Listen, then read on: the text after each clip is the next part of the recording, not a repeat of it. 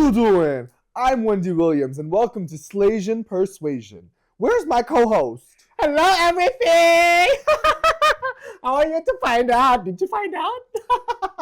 So tell me, this is my first time having a guest co-host. Tell me, what is your name? Yes, my name is Everything. No, don't touch the mic. Oh, I'm sorry because, I am very first-timer here, and I know that Slaysian Persuasion is the persuasion of everything. Yes. Of course. Do you have a question to ask me? Yeah. Do you have a question? Well, the question is, what is 1 + 1? 2.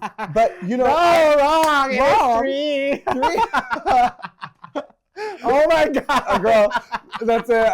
I'm thinking bottom 2. I'm in the bottom. We tried our best. We tried our best. But what a wild combination though. Wendy Williams is everything. Oh my God. That's kind of, I guess you can determine what episode we're doing based on my characters. But anyways, hi everyone. My name is Virginia, please. And I'm Calypso. And welcome to Slaysian Persuasion. And we're on episode 6, which is the Snatch, not game, Snatch election. Yes. So last week we challenged ourselves. We said we would come in Snatch game characters. I didn't want to I wanted to be very crafty. I wanted to be like, what do I have access to already and what can I pull out? Yeah. So I was like, I guess I can do Wendy Williams. How about you? What's the inspiration behind Miss Everything? Miss Everything gained popularity during the pandemic. When everyone's inside the room. Mm-hmm. And she had this video where she just, just like what I did earlier, she's like, hello, everything. And it was just like, it made so much sense because you want to say hi to everything in the world at that moment, I love her. This is is she still really popular in the Philippines? Her popularity died down, but she really made it big. Like she was in magazines and she was glamorized and all of that, everything. But now she's trying to come back. But work. Okay. Yeah. Well, maybe maybe she'll see this and then she'll be like, this is my inspiration to come back. I'll try to incorporate some of her while we're critiquing. I'll try my best. Okay. Well, you know what? It's just gonna be Calypso from here on out. That was. How you doing? How you doing? 3, 2. How you doing? That's it. Well, here we are. Yes. That's it, fancy. Is that one of our catchphrases? No. Oh. But she would just blurt out random words. And, I see. Okay, work. You see, but I don't see. Yes. Yes or no? Yeah. Oh, girl, she's still in character. We try to catch these references. References because the Bible said that the reference of a homosexual is this is it. That's it. Okay. I love how you're still in character. So let me pretend to be Mama Pal. Miss Everything. Yes. Tell me, Dumb Dee Dee is so dumb. She confused her iPhone for a blank. Dum diddy dum diddy do dum dum da da da da dum diddy do. Hello, everything. How are you to find out? Did you find out? You know what? It's fierce. Yeah. I live. Okay, let's get on to it. Wow. I'm having fun actually. You're having so much fun. I live. Something about this outfit unlocked energy in you. I'm so excited.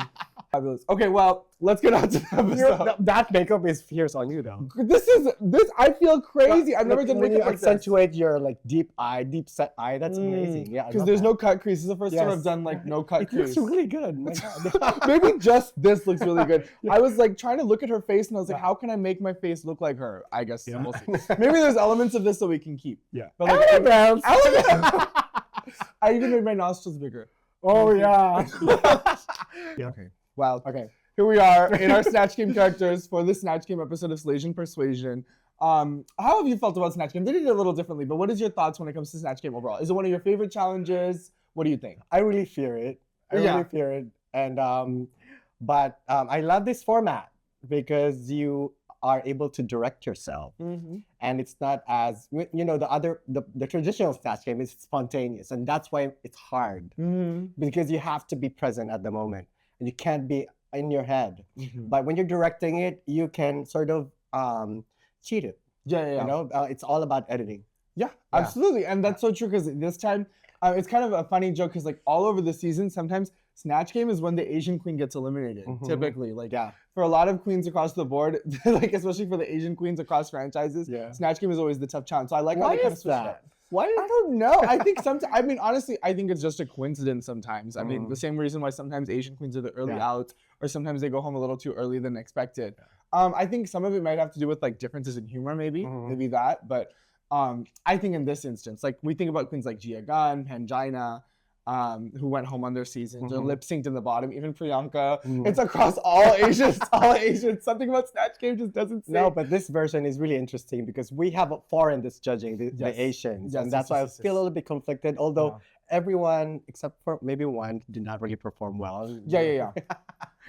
But, you know, it's a dreaded challenge, but I like this twist, so it kind of makes the queens kind of stand out and think about it. Exactly. So we start with the episode. It comes in. We just said goodbye to... Who just went home? Oh my goodness. Oh my gosh. I'm so the first Filipino who went home. Oh my gosh, you're right. Bernie. Bernie just went home and it was very emotional. In the aftermath and the fallout, Arizona's still crying. Yeah, she was still destroyed. Yes. Oh my God. Because even last episode, she was saying like, oh, even if I go home, Bernie needs to continue. Or even Bernie goes home, I need to continue. So she's feeling very sad. Yeah. And it's the first Filipino queen to go home. So all the other international girls are like, oh, we might have a chance. Yeah. Excuse me. Oh my goodness. Excuse you. I'm allergic to this makeup. I'm allergic to Wendy Williams. Okay, but yes. So we come back into the workroom and then we reveal that the other queen also chose Bernie to go home. So that was Suki Doll also picked Bernie to go home. It wasn't as dramatic as the other episodes, you know, of her leading. I think everybody sort of like agreed. Yes. Yeah. So now we move on to the next group of girls. I can't remember what Mama Pao was wearing when she entered the workroom. She was in kind of like a white creamy color. Do you remember? I can't remember. You can't remember? Oh, it's probably forgettable. Well, it wasn't as exciting or extravagant. It's not as those flouncy sleeves, which I still can't seem to forget. But yeah, so we started a new day in the workroom, but before Mama Pao comes in, there's a crazy thing that happens. Oh yeah. Oh my God. Right?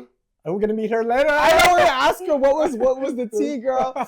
So basically, all the queens come back into the workroom and they're like, you know, still thinking about the elimination. Everybody's kind of on their guard. And then Siam kind of goes off on her own little thing and she's just like, I'm ready to really slay it and go forward. First of all, Yuha's like, I really want to win a challenge this week. Yuha's like kind of foreshadowing that she wants to do well. And then Siam is just like, me too. I also want to do really well. And then she goes on this like tirade. She gets up on the table. She starts screaming. She's like, I want the crown. I'm going to get the crown. And the queens have different reactions to it. Yuha's kind of laughing and playing along. She thinks this is so funny. And then Vinyas is not having it. I would feel the same. Really? Honestly, I think there's a line between joking and craziness. Okay. And I think, unfortunately, Siam exhibited some of that.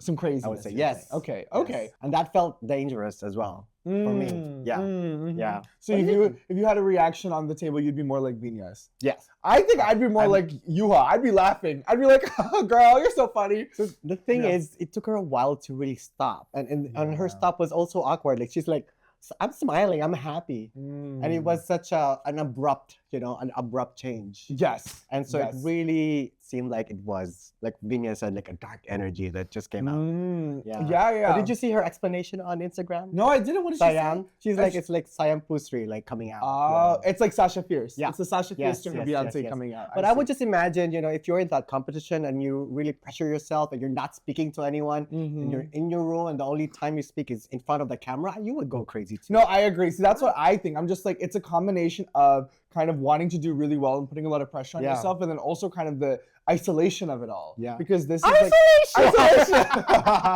I love that. They really did that this episode too. They were saying it all over and over again. Yes. So there was a lot of ways where she's being kind of pressured to release this. Yeah. And that was her release. Has this ever happened in any franchise at all? So like people are saying, was this a possession? Yeah. Do you think it was a possession? I don't think it was a possession. I don't think it was a possession. It was a psychological thing, definitely.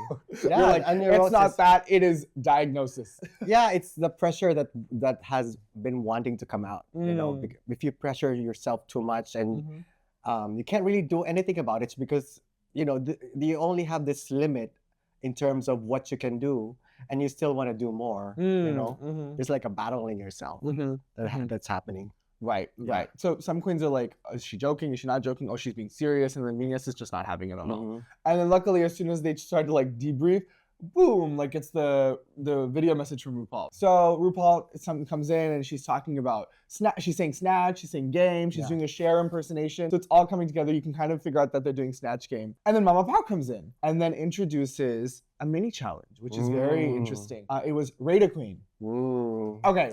What did you think about this mini challenge? I'm like, this wasn't even a challenge. I was so gagged that they gave money to the girl at the end. I'm like, and what? It was so obvious too. Like, you already know the ranking. Yeah, kind of. Yeah. I mean, if you just go based on front runners, then yeah. But like, maybe I feel like if I was, I mean, that's the thing. I'm like, this didn't feel like a game. And I thought it was so funny how they gave her a prize at the end. Like, I was like, what was the prize for? That all of your teammates think that you're the best? This was not a mini challenge. This was not. Sorry. No, I was like, I don't know, not rigged, but like in my mind, I was like, and also, were they ranking themselves too? Because I feel like some of the queens were putting other people at the front. Yeah. I'd put myself at the front if I was ranking. I feel like the producers did it on purpose to make the obvious more obvious and pressure the queens with their rankings. And I think that's what happened as well. Right. Yeah. Okay. So I think like so if you were just watching, you get to rank them. Who would be like, we don't have to go through all 7. Yeah. Maybe we can. Who would you put at the top? Who would you put at the bottom? I agree with every one of them. What they did. It was Venus, Brigading.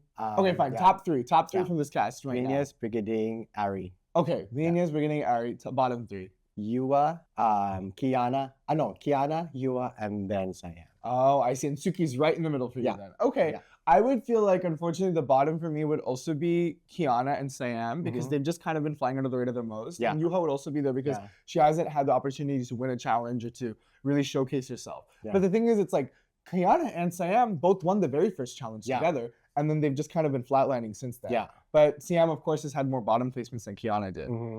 But I would say my top would, of course, be Venus. Because Venus is just like killing the competition. Yeah, I know. She's just on a different level. Right, truly. As proven in her performance in this episode. The performance and the runway. We're going to get there. My goodness. But yeah, so you know, they rank each other. And then Venus is ultimately determined the winner. She gets 20,000 bases. I'm like, that doesn't, like, what, for what? Like, that didn't feel fair. Yeah. But she got the money. And then after that, Mama Pao says that it's not going to be Snatch Game. It's going to be Snatch Election. So, I mean, we're kind of in our Snatch Game characters, but every queen out there has thought about who they would do for Snatch Game. So who else would you do? If you had to pick 3 people, who else would you do? I would also do, it's difficult to explain to you. Okay. Annabelle Rama, who is a matriarch, and who is very vile and vicious with her words and threatens everyone with a lawsuit or run them over with her car. Is she a character on like a show? No, she's just an actual person of celebrities. Oh, really? An actual mother of celebrities. Oh, wow. And she's very overprotective of her children who are celebrities. And so whoever go against them, she would be so vile at them. And she would make all these pronouncements that are very, graphic. So you're picking someone who has a big personality. I think that's a good choice to have on Snatch Game because you get to pull from all the crazy things. Yeah, she's so over the top that it's funny. Yeah, and it's a tough act to portray, but because she's Bisaya, she speaks my language, my native language, I think, and we have the same accent. When my accent comes out, I think that I can sort of wing it. Oh, yeah. I see. Yeah. Annabelle Rama, hi, don't kill me. Don't run me over. Especially after your impersonation of her. Don't send me a lawsuit, please. How about you? I mean, I think like the issue was like, I was like, who can we do? I think the biggest challenge was like, who do I look like? Yeah. Who can I represent? So I was like, would it be some Indian actor? I don't know if that would translate. I don't know if I can make that funny. I think we still have a way to go. If I ever audition for Drag Race, I don't know if that's ever gonna happen, but if I do, I'll have to work on it. Yeah. But I picked Wendy Williams because I grew up watching her. Yeah. So I would watch her show like every single day from college onwards. Yeah. And I think she has so many iconic moments because she's just like, clap if you think she should suffer. Yeah. And then everybody claps her. It's like, shout out to the people who have social anxiety. I kind of feel bad for y'all. Like, yeah. And then like when she pours coffee on herself and she cries very funny. She's like, like that's how she cries. Are you gonna fall to the ground as well? Oh, see, like I was thinking like if I had the Statue of Liberty costume, then I'd fall. But like if not, I was like, those are the things. But I just have a lot of admiration. I love Wendy Williams. I miss her. I wish she would be back on TV. I just saw her on a fashion show. I literally just saw that too. I was like, do I have an outfit that looks like her? She's in this white and black. She looked a little bit normal than usual. Girl, I felt so bad watching her. Like there was like a docuseries that came out of her Like Now. Yeah. And I felt so sad because it felt like she wasn't all there. But Yeah. I think she's in there. Yeah. You know what I'm saying? You know what I'm saying? Hello, Mindy, are you there? Because I'm here. Yeah. Hello, everything. Exactly. So, all right, where were we? Yeah. So those are our choices for Snatch Game. Let me say one more choice. If I had to pick one more choice, I was somebody who's like, I would maybe do like if you're familiar with The Good Place, I would do Jamila Jamil's character and maybe try a British accent. Yeah. I don't think I could. I also thought Let's hear it. I can't even do this. You can do it. Okay, let me try. A British accent. Yeah. Actually, no. Let me do. Okay. Jamila Jamil from The Good Place.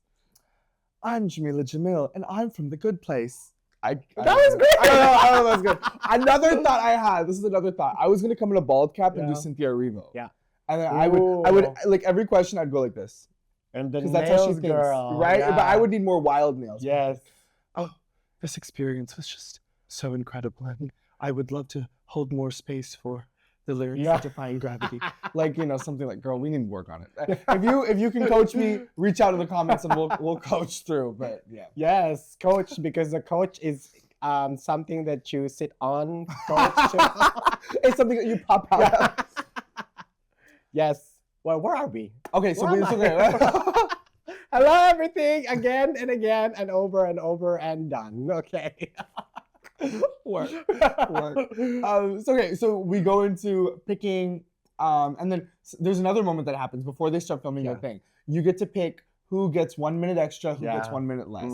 So Vinyas wins, and she immediately says, Mama Pao didn't even finish asking the question. She immediately said, Sam. Sam is going to get the disadvantage. Why do you think she felt so threatened? That's what I was like. I mean, I don't think Siam has intentions of hurting anyone. But I understand she had a trauma, but to take that against her, I don't know if it's correct. I'm like, that's why I was curious, because I was like, is Vinyas like very, very religious or something? But she even said that she's not that, like in the subtitles when she was talking, she was like, I'm not even that, I don't know if she said I'm not that much of a believer, I'm not that religious, but she still doesn't mess with it because she had a bad experience once with a friend. Who did like close friend, magic. Yeah. And my you're getting goosebumps? My hair is just stood up. Yeah. Oh my goodness. Why.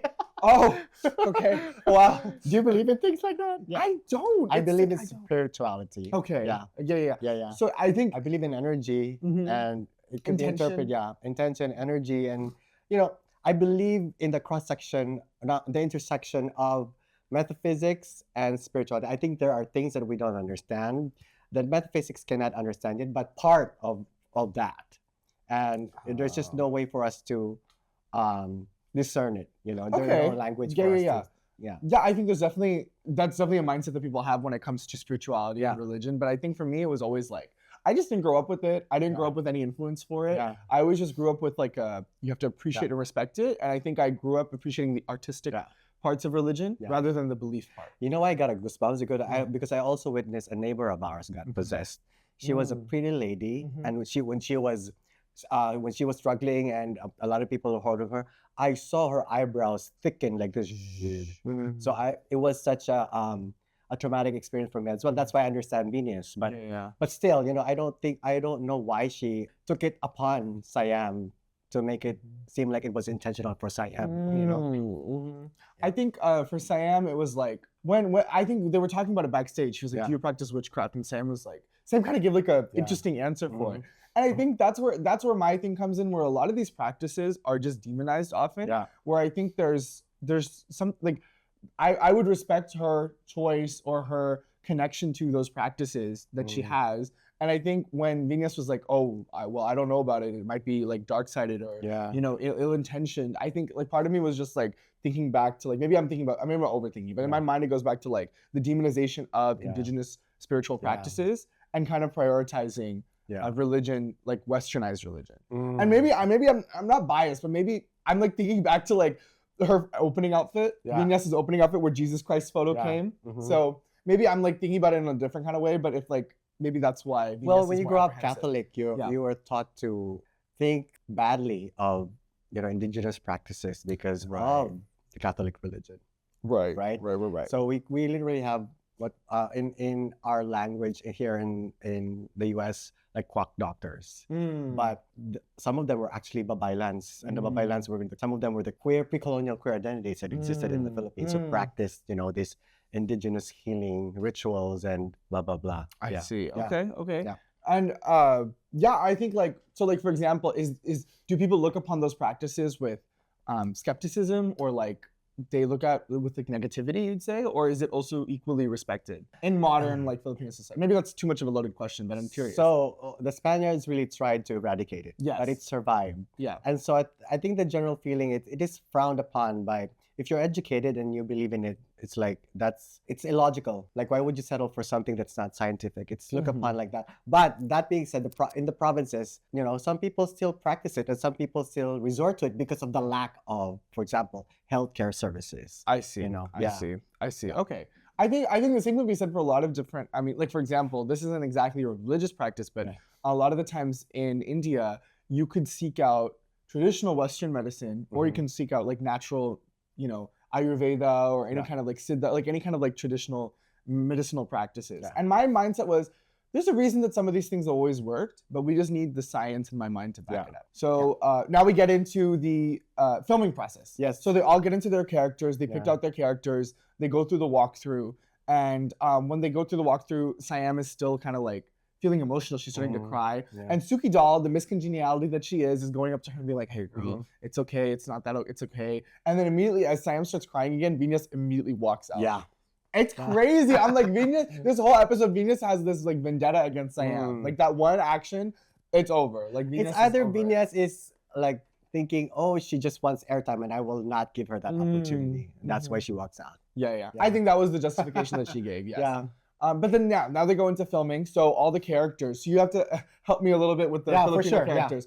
Yeah. So basically, all the Pinay queens pick Filipino people, right? And then Anna Delvey is Yuha's choice, and then Siam picks Lisa. Yeah. But Siam went in a different, interesting way. Siam went for Lisa's character in the White Lotus, but specifically when she did the one traditional Thai dance. So it was like very, very, very specific. Yeah. I am Lisa from this show, from this scene when she's doing this thing. Yeah. Like very specific. We'll get into Siam. Yes. There's more to say. Yes, exactly. And then Yuha picks Anna Delvey, which has been done before on Snatch Game. It was done on season 16 by Morphine Love Dion, and she was in the bottom for it, unfortunately, but I think Yuha's approach was very different. Yeah, it wasn't really exactly Anna Delvey, but she made it her own and it worked. Yes, I think it was like she understood the challenge, and Anna Delvey was simply a choice that she made to convey what she wanted to. Yeah. Yeah. So it was more so a critique about, she was very cerebral. Cerebral! She was very cerebral with the way that she went about this challenge, because she was thinking about ways that she could convey a message and convey a statement. Yeah. It was similar to her opening outfit, where she was the wolf in the politician's clothes, Yeah. It's kind of the similar theme. The first one was Arizona. Yes.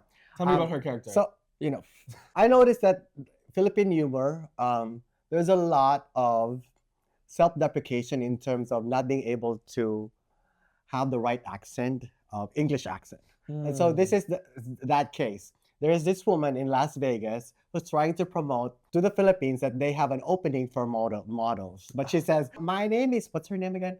From Las Vegas. Models instead of models, and the Filipinos love that shit. Yeah. And so that really resonated. I even have a version of that as well myself. And Ari was so good at doing that and emulating her, and even the makeup was on point. Yeah. I liked how the staging, the design, like everything in the multiple camera, the hair flips into the camera, like she made it very, very funny. Yeah. So the parts that I could appreciate was very physically. A lot of them relied a lot on physical comedy, which I thought was good. Although I would say that I expected, because I've already seen how good Ari is in terms of these comedies, and I wanted more from her. It was kind of a safe choice. And I just saw an Ari that I already saw. I wanted to see something more. I see. Elevate. That's the case here. Yeah, I see it. Okay, but I think she did a pretty good job. Yes, she did. She did a really good job, and I think it was like it was a very niche reference, but she built on that character, staying true to the lore or the mythos of that. Okay, very good. So up next we have Brigadine. You know Risa? No, but I was very intrigued. Like, this is like a serious Risa character she had a picked. Nobel Prize because she defied the Philippine President Rodrigo Duterte.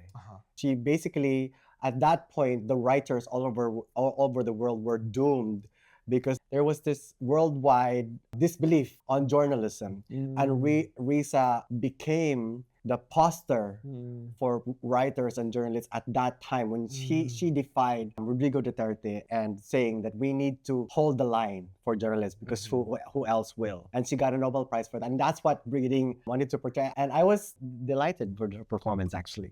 How about you? I mean, I did look a little bit into it after you've explained it, but I think it's how poignant that you picked this, because it's not something that we're just experiencing here in the US, but all over the world. This kind of authoritarian viewpoint of, the ability to express opposing ideas or beliefs. So I think what really spoke to me was she said that she's more of a serious person. She had a negative experience on her first Snatch game. So she's picking another serious person where she can go back into that idea of keeping it very serious. Closer to her own personality. And it was very effective, actually. But I would say the editing also helped a lot. Yes. In that she still found the humor. Yeah.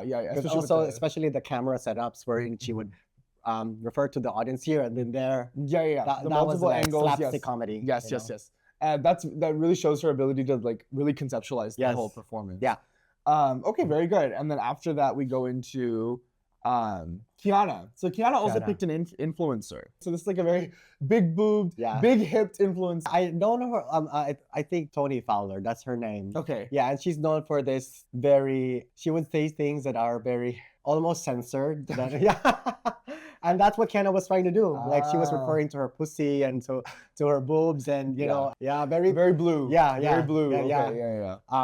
I didn't. Where do you think she fell short? She fell short because she tried to emulate her exactly, and that worked to her disadvantage. Unlike the others, they sort of like modified it and made it their own. And then next we have Vinyas. Yes, and Vinyas is portraying a presidential candidate. Yes. She did it to the T. To a T. Okay. I could compare this to Marina Summers' performance in season 1. Really? That's how good Okay. Yeah. You could see even the tongue, that little detail of her saying, her tongue coming out.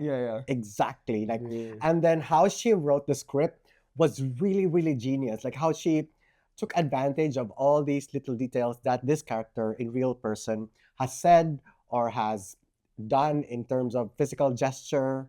Even the statement at the end, am I impeached? Because she was going through, this is the Vice President of the Philippines, going through an impeachment trial, because of the confidential funds. She has a confidential funds of 500 million, which she will not divulge how she used. And that's what Vinyas was trying to do. Oh, it was so intelligent. So lots of layers to it. Yes. I read somewhere that was like a double entendre. Because she was saying, say it again. I'm impeached, or I'm impeached. Am I impeached? I'm impeached. Yeah, and then she stood. It was in underwear. Yeah. So she was impeached underwear. Yeah. She was also talking about being impeached. Yeah. And then did she also make it like a pitch thing? Was that the third? Okay, maybe I'm looking into it too much. I saw a Reddit comment that said it was a triple entendre with the peach underwear, with the impeached because she's a person who got impeached. I get that. And then now. she was, am I impeached? Oh, because she's trying to say and she's not impeached. So am there's I impeached? 3 layers. My God, isn't that that's crazy? Amazing. Wow. Give her the crown just for that. Oh my God, like that's so the levels of humor, and even where I had to do the research to figure that out. Yeah, I got just the way she stitched all of these words and made it make all sense. Oh my God. Great job. Amazing, yeah. And then we go into Suki Doll. Yeah. Suki Doll picked I'm actually familiar with this because I've seen the TikToks of this woman. I thought it was so interesting how she spoke in Spanish for like almost the whole time. I know. I didn't know that you could speak Spanish. I mean, I think in the Meet the Queen, she said that she was fluent in several different languages, which I love. But like also she lives in Canada, so I'm sure that she also knows a little bit of French. She also knows English. She also knows Spanish. So good. I thought it was funny. Just from like an overall perspective, it was funny and it was safe. I think it was very safe and it was funny. She did a lot of back with the physical comedy, getting slung around, picked up all over. Yeah, exactly. And then doing a lot of like things in Spanish, just being very sexy. I didn't understand anything. But I appreciated the physical comedy. But were there subtitles? There were subtitles. Yes, really? Yes. I had to rely on subtitles too, but again, even then, I was like, "What's going on?" Yeah, I know. Yeah, it was just a lot of craziness, right? Yeah. And then we have Siam, who did Lisa from White Lotus.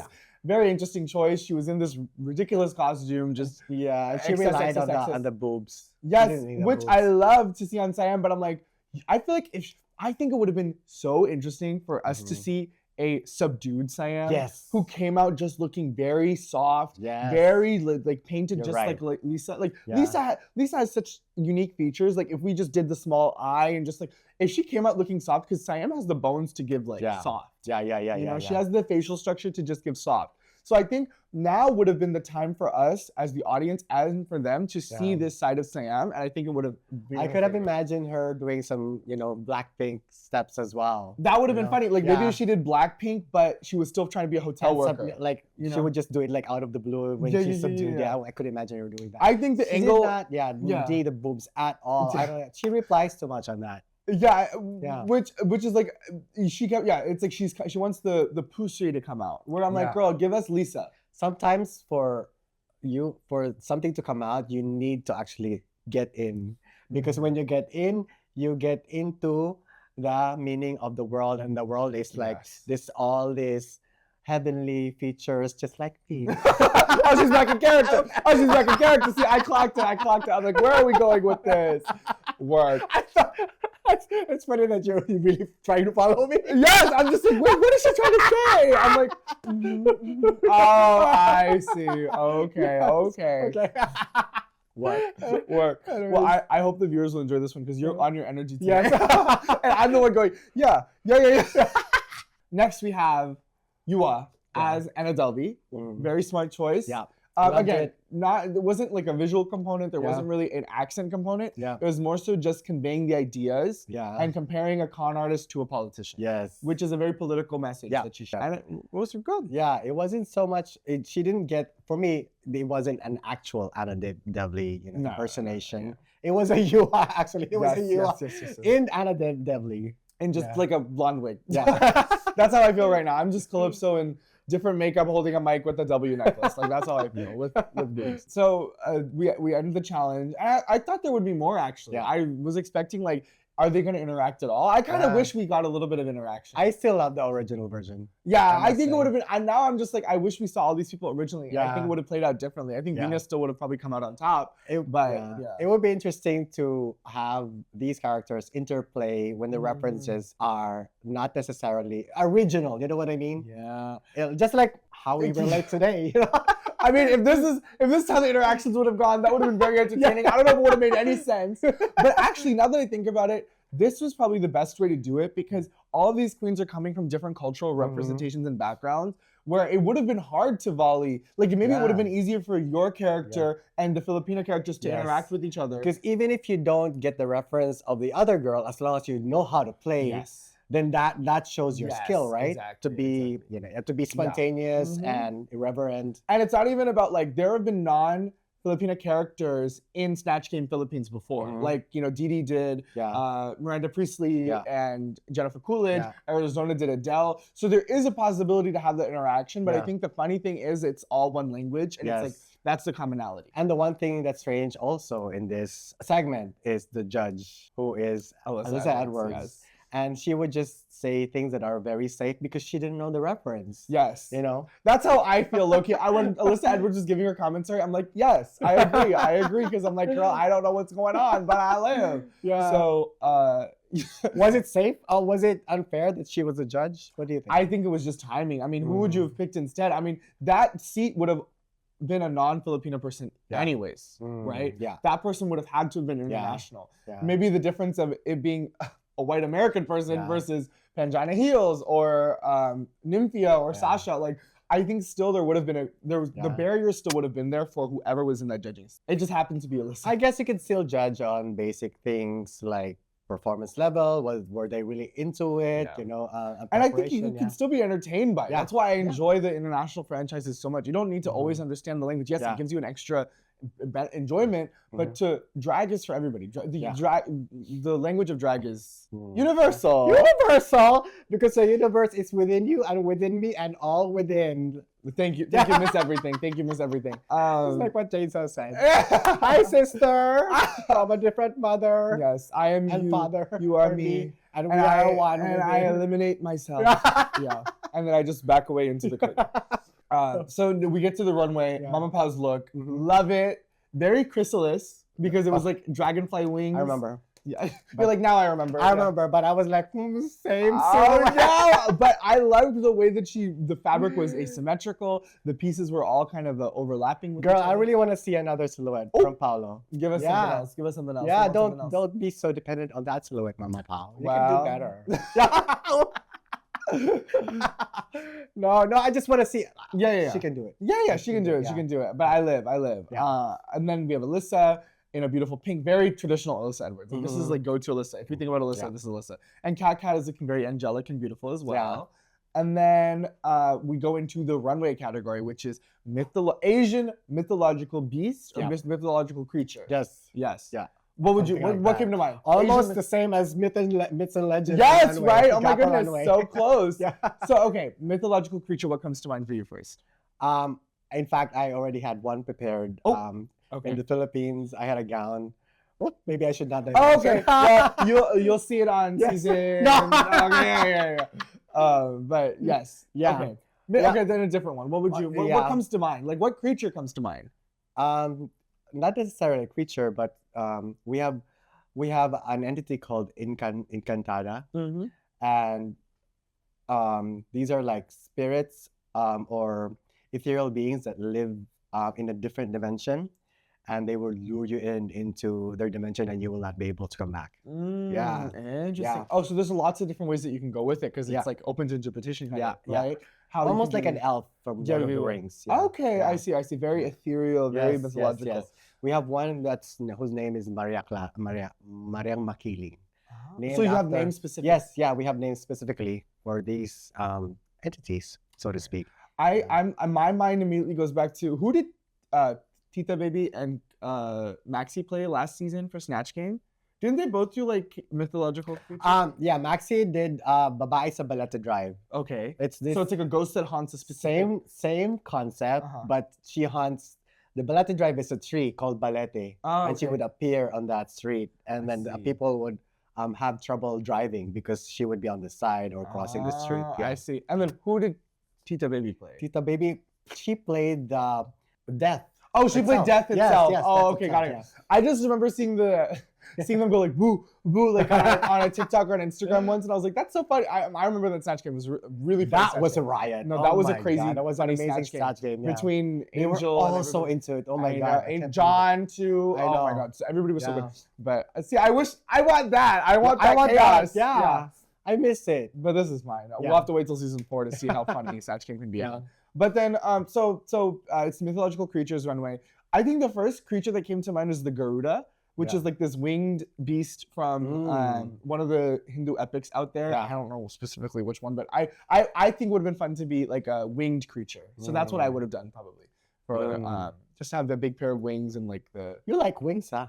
I love if there's something growing out of my back, I live. Whether those are arms, wings, anything, I'll do it. I just think it's so cool. Yeah, but India has a lot of these creatures. Right? Yeah, absolutely. And I think like you can even interpret it in a lot of like the deities have their own spirit animals kind of. Yeah. Or, like they have their own like mascots. So that's the word I was looking for. Encantada is almost like deity. Deity, okay, yeah. I see. A lot of our mythical identities are influenced or came from India. Because India, in the history of the Austronesians, Indians also came to the Philippines and did trade and did business and brought all the culture to the Philippines. Actually, there's just a little experiment. I looked into this because there are some, in Tamil and Tagalog, there are some overlapping loan words. Yeah. Yes. I know one of them. What you say it first, then I'll say it. Mustache. Tagalog. Oh my God. Do you know? Okay. Maybe I'll say it. In balbas, yeah, like right here or no, like mustache here. I don't know in Filipino. Well then maybe I'm just looking at some other random worksheet. But one thing that I saw was like it's mise. Mise is what we call like mustache. But I we'll have to double check and fact check that. But anyways, I just remember being like, yes, exactly. There is trade all through Southeast Asia because a lot of the kingdoms that are in South Asia were thalassocratic kingdoms. So they really were focused on seafare. Yeah. Thalassocratic. That just means that they were seafaring, right? So they went to... Wait, I don't even understand thalassocratic. Thalassocratic literally just means that they would cross oceans for their kingdoms and empires. Yeah. So their empires were not just in parts of South Asia. They went to places like modern day Burma. They went to places like Thailand. They went to places like Cambodia. Yeah. So their reach of their kingdoms and empires were very wide. Yeah. And thalassocratic just means that it was across the seas or the oceans. So it's not true that civilization did not exist before the Spanish or the Americans came. No, because trade was happening, things were being exchanged, all that stuff was happening all throughout Southeast Asia. And that is why in Thai, Southeast Asian, Cambodia has the biggest Hindu temple complex in the world because of those influences. Yeah. And to this day, a lot of the culture in Southeast Asia is influenced by the same legends. In the Philippines, it's really sad because they really tried to destroy our culture, destroyed all of the, documentation that we had, in the Sanskrit, what do you call that? Sanskrit? Yeah. Sanskrit, yeah. All those things. Yeah. But and that's why we picked that theme for GAPA, because it's so encompassing. Yes. There's so many things that you can pull from. And if you watched GAPA Runway, or if you weren't there, you really missed it, because it was so beautiful to see. When Ari and I turned around and we saw all the contestants in their outfits, I got goosebumps. Me too. It was so powerful to see the way that everybody interpreted it in their own way. It felt like we were on a celestial plane, and all these deities from different places were just meeting. Or it could be myths and legends forever. Oh well, I'd be mad. I'd be like, no, do something else. Use your creativity. But yes. Okay. That being said, now that we have all of our myths and legends out of the way. What creature? So you explained that creature, this celestial deity. I probably would be some winged thing. Now we can see. So Arizona comes to Runway first, and she's a tik-tik, which is a tik-tik is an evil human-eating entity that eats babies. We have different names in different regions. In my island, Cebu, we call them wak-wak. And I actually heard one when my mom was pregnant. Yeah, it sounded like this, like a wing that's flapping. And they would go to the ceiling and then drop their tongue into the mother's womb to eat the baby. Wow. That's what she was. That was a tongue that was circling her feet. Oh, I see. Got it. Yeah. They kind of critiqued it, saying that it was a little underwhelming, but now that you've given me that image, it felt like she was demonstrating that. She was walking and the tik-tik was it's just the descending shoes upon her. That killed it.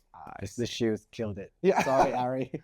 Up next we have Brigadine. Yeah. I loved this look. It was so beautiful, so intricate. The beadwork here reminded me of Isabella Rossellini's look. I was actually disappointed. Really? Okay, well tell us about the reference. Yeah. She was supposed to be another quadruped, right? And because we've seen that in fantasy movies, and usually they have large, very big feet, big feet, or big legs. She tried to emulate that, but it didn't happen for me. Did you see that? No, I'm thinking back on it. What I just remember seeing was the beadwork and the hair and the headpiece and but I'll have to take a closer look then. Yeah. But you say it kind of fell a little short for you. For me, I thought it was beautiful. Yes, from an outside perspective, that's nice. And the next we have Kiana. This is kind of similar to her her mascot, or not mascot, the animal. What's it? Carabao. Yeah. Carabao look, because I thought it was very similar to the big lion-y kind of animal. But girl, if you see it backstage that it's not working, you should just cut it off. You can see it. Yeah. It was so obvious. You could decide one last minute, to just cut it off, or So if there's a piece that's malfunctioning or not doing what you expect it to, just get a minute. Sometimes it's better to not have it. Yeah, I know. Yeah. I mean, that's unfortunate. I just feel like she's had a really rough week, because it's what if it was a different runway and her runway was sickening? I think that at that point she had already given up. And then up next, in Vinyas comes out. Oh my God. Optical illusion. Crazy, just looking insane. I was like, how is she doing this? I think she was laying down on the floor, or crawling like this. Crawling like this, so she could be as short as possible. The whole costume was this big. Yeah, insane. But this was, I read this. This is a specific reference from a movie, an elf from a movie. Feng Shui. No, so Feng Shui. She has so many references in there. But the major one is Nono Sapunso. It's in the mountains. You have this miniature mountains, this small, and the belief is that there's an entity living in there, like a dwarf, and we call, and it's guarding that, and there's treasure inside. It's almost like a leprechaun. Oh, I see. Like a leprechaun. Yeah. It's so incredible to see how much like when you were explaining, like a lot of that culture was tried to be eradicated by the Spanish or like everything, but like it's kind of interesting how it kind of bounced back in a way where this folklore and this mythology continues to exist. And the fact that there's so many examples to derive from is incredible. My great-great-great-grandmother told me a story during the Japanese occupation that they had a guide in the forest that whenever the Japanese soldiers would pass by, that guide, lalo na sa punso, would open up his mouth and cover everyone, and they would disappear, and they will not be seen by. So for me, have you seen the movie Labyrinth? It was kind of Pan's Labyrinth. Yeah. It was kind of like that. It was kind of like a survival mechanism for people during that time to believe in these entities that could save them. It's like that's how I interpreted it. I love how these mythological creatures served as an act of resistance. Yes, kind of. Like exactly. The belief in them and the keeping these stories alive was an act of resistance in a way, because it was like they will help us overcome this situation. I think with their powers. It's also oral history, these belief systems that are passed on through oral method, through time. Yeah. Because a lot of it, you're right, was erased. There is no depiction. There is no archaeology. You can't just go back and take a look. I think one of the like, for example, in Hindu mythology, so much of that is preserved, like from the temples to the carvings to the drawings, everything is still around. But it's different when you have to rely on, because like when Ari and I were talking, we were creating the mood board for GAPA, she would be sending me these photos and images, but like they were all very recent. So they were like recent interpretations of what those stories are. Like maybe made in the last like 5 or 10 years. Yes. Because we have no reference. Yeah. But you're right. A lot of these identities, I would say identities, because at some point maybe they were real. They were just demonized by the colonizers. You know, the Babaylas before, they were so powerful, the communities, that they demonized them. And there was this one character named Yawa in my island. She was a woman who had shamanic powers. And now the equivalent of Yawa in my dialect is now the devil. Yeah, so it was really demonized by the colonizers. That's why we have this podcast, to talk about the implications of these stories that are being shared and told. And that's beautiful. So we had 4 very different viewpoints just from the Philippines and on this runway. Now we can get to the international girls. So we have Siam, who's in a very new look for Siam. This is very new for her. Like she's in a white face, which we've kind of seen before, but she's kind of I love the silhouette. Very new for her. She was representing a horse.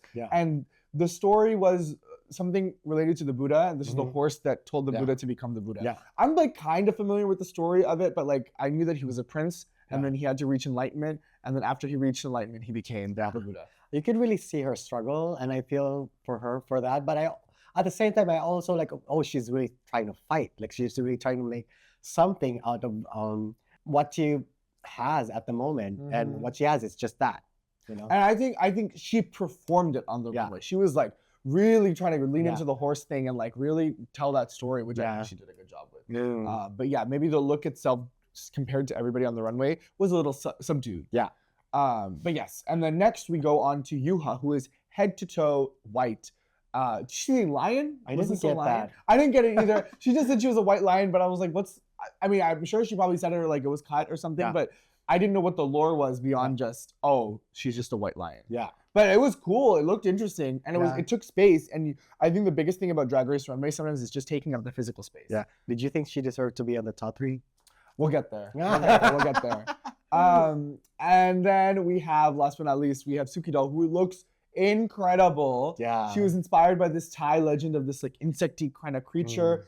So beautifully done, so incredible. Like I lived for how you wouldn't expect less from her. I know, of course, this is exactly what we would expect, and for me, it met the expectation. But I think they were like, maybe because they've seen everything that she's kind of showed them.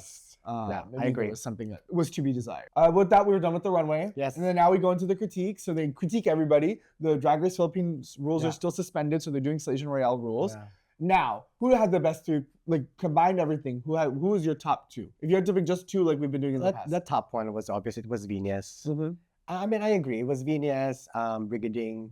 I would have picked Ari still. Instead of Yuha. Do you think if we looked at Ari's runway and we looked at Yuha's runway side by side? I understood Ari's. Oh, no, but which one do you think was better? Because they said that the shoes kind of did it, took it for them. There was a little more to be desired. Now, if you had to put those 2 together. I just didn't understand Yuha. I'm sorry. You're like, it's cool, but like, what is it? Right? I feel like I get it, and I think from a storytelling perspective, giving a win to Yuha would have made the most sense. Like, we need that story to be told because I don't think Siam or Suki's performances were strong enough to justify a top placement. But to shake things up, I don't think it would have been good storytelling if it was just two Pinay queens at the time. Yeah. So You're right. This was very intentional. Yeah, I mean, you have to make a TV show, right? And so here, there's a top 3 for the first time. So all 3 of them have the chance to win a Rue badge and to pick one of the bottom 2 to go home.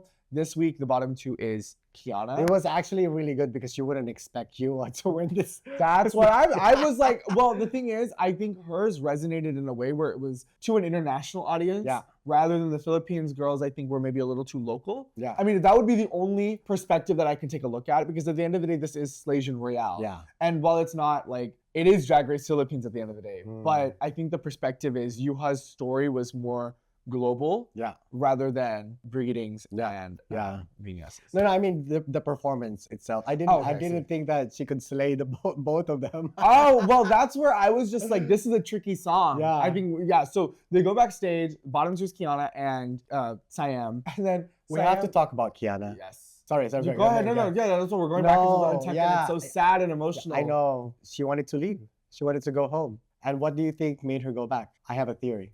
Okay, well, let me tell you, from my perspective, it's like when you were one of the superstars of your original season, it is so hard to come back and to know that you're not the star of the season. Because anything that she did here, I think was just as good, if not better, than what she did on her original season. But clearly in the original season, there was a storyline for her, for Maxi, for Angel, for Tita Baby, all of them to make it to the end. Because it was just like, these are the heavy hitters this competition. Yeah. They're going to make it to the end. And it really was like a Maxi versus Kiana all the way to the end of the crown. Right? Yeah. This time, it felt like, Kiana, you get your moment, but this is not your season. And I think it's so hard to realize that when you're there in person. I think Bernie also kind of realized this because she was also one of the stars of her season. Even though both of their seasons had stacked casts, it was clear that they were some of the favorites, right? So in order to not be the favorite all of a sudden, it's like, I think it's so hard. Like, I can't even imagine what that situation would be like. It's like, I am doing everything I can. It's just not reading. And it's just like, it's a situation of circumstance. I would be disappointed too. At myself. So why do you think she came back? What's your theory? Tell me. Because the producer may have told her that it's Lollapalooza next week. Oh. And she can slay it. She's like, okay. That's my theory. Okay, that is your theory. Well, we'll have to see what happens next week then to see how it shakes down. So Siam immediately starts singing. She's like, I'm safe, save me. And then Venus is like, girl, shut up. Stop chanting. No, but yeah, she's giving... I was kind of worried at that point already. Because for you to just burst into singing, that's not usual. You know what I mean? I would be scared Mama, too. This is drag. Everything, none of this is usual. Yes, go off. If I was in the start singing, start bursting into song. This is so. I'm like, that's where I'm just like. Drag to me is always so unserious, which is why when I was painting my face today, I was like, half of me, maybe 10% of my mind was like, maybe we should, because you even messaged me today. You were like, should we just do normal glam? Yeah. And I was like, no, we need to do this because this is the challenge. We need to be silly. I think about that all the time when it comes to drag, and I think that's what Siam is doing, and I live for it. So when Venus was just like, stop chanting, I'm like, girl, Venus, it's not that serious. I promise you it's not that serious. She's just having a good time. It didn't translate like that for me. Okay. Especially that something already happened, probably. And for me, it just pushed the narrative of her probably in a state of neurosis at that point. Neurosis? Neurosis! It's the sosis of the Moses and the Moses. Exactly. Misses. Yeah.